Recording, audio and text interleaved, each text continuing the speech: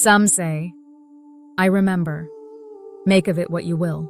Some say the universe speaks in radio waves, in pulses and wavelengths, in finely tuned electromagnetic signatures. Others say it speaks in dreams, in symbol and intuition, in whispers behind the eyes that are older than thought.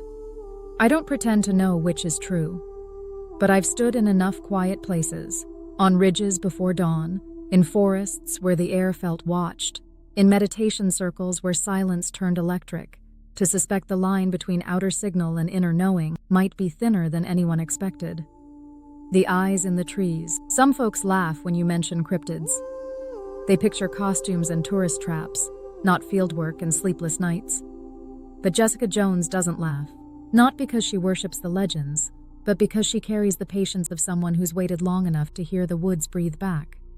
She hunts nothing, not in the way hunters mean the word. She observes. She listens. She sits still in places where most people grow nervous because the silence feels too heavy, as though something with its own intelligence is gauging your measure.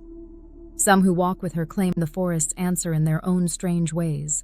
Stones thrown without a hand to throw them, lights that hover without sound, footprints that shouldn't exist next to tracks that should. Skeptics demand proof. Jessica demands presence. There's a difference. I've found that difference in hangars and deserts alike. The field without a name. Steven Greer calls his work contact protocols, but I think the older word is communion. He gathers people, not believers, not worshippers, just humans willing to sit still long enough to let their minds quiet until the world stops shouting and the sky begins to murmur. Some say CE5 is self-hypnosis. Some say it's delusion. Some say it draws attention from watchers who've waited millennia for a species to stop screaming long enough to say hello. I can't prove any of it. But I remember the night I sat in the desert with people I barely knew and felt the air change. Felt a pressure in the chest, like the atmosphere itself bowed just a little closer to the ground. Nothing appeared overhead, no lights, no craft, nothing you could file as evidence.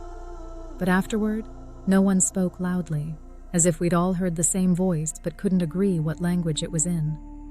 The geometry of feeling. Then there's Dan Winter, the man who insists there's a mathematics to every heartbeat worth remembering. He speaks of coherence not as metaphor, but as biology trained by resonance. He claims bliss is not indulgence, but voltage. That consciousness is not thought, but charge arranged in golden ratio spirals that allow emotion to fold into memory without leaking energy. Some say this is poetry. Some say madness. I say, there are days when I can feel my heart beating like an antenna that's not yet fully tuned. And when I'm honest, I admit I've known moments, not many, but enough, where clarity felt electric, as if a door opened inside the skull and light shone through from somewhere older than language. Whether that was physics or faith, I leave to wiser minds. But I don't dismiss it. The Great Unfinished Bridge Cryptids on the ground.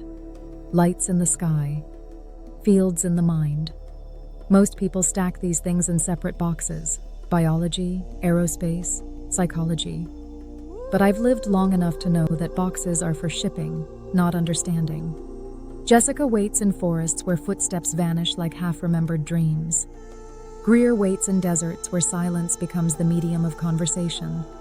Winter waits in waveforms where the heart becomes an instrument no one's learned to play correctly. Different domains, they tell us. Different sciences. Different categories. But listen long enough, and all three hum with the same unanswered question: what is consciousness? And who are we when we use it fully? Some say consciousness is an illusion of meat and electricity. Some say it's the voice of the divine wearing a mortal mouth. Others say it's a navigation system, a compass that points not north but inward, toward some shared field beneath words and bone. I don't know which is right. But I've walked woods where no wind moved the branches and felt watched without fear.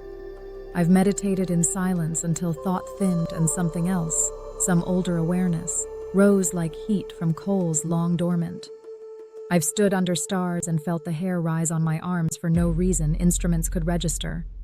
Make of that what you will. The wizard's thread engines pointed us outward. Testimonies pointed us upward. Now the inner work points us inward, as if the universe is narrowing the vector from metal to memory to mind. Maybe cryptids are not animals, but guardians of thresholds. Maybe contact is not arrival, but recognition. Maybe coherence is not emotion, but alignment, the tuning of a species to a frequency it forgot it could hear. Some say this is all fantasy. Some say it's destiny. Some say it's just stories. I remember only this. Every great machine I ever worked on had one thing in common. Energy flowed only when every component aligned with the field. Perhaps humanity is no different. Perhaps consciousness is the engine we haven't learned to start. And perhaps, just perhaps, all the watchers, from forest to star, are waiting for us to turn the key. Chapter 4. Complete. Global Robotics Corporation.